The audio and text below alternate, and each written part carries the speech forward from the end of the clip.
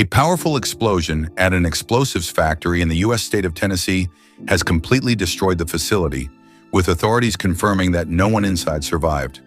The blast occurred Friday at the main site of Accurate Energetic Systems and was felt from miles away. Humphreys County Sheriff Chris Davis said in a statement on Sunday, "More than 300 people have searched nearly every part of the facility, and so far, we haven't found anyone alive." Sheriff Davis had earlier reported that 18 people were missing.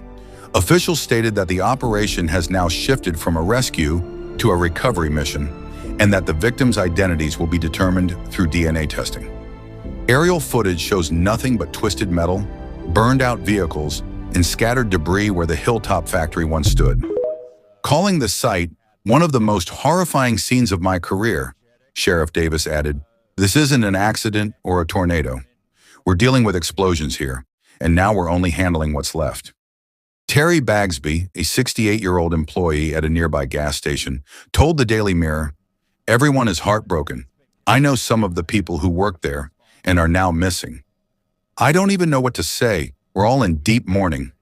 The FBI and the Bureau of Alcohol, Tobacco, Firearms and Explosives, ATF, are assisting in the ongoing investigation. Authorities said the presence of explosive materials at the site has made search efforts more difficult.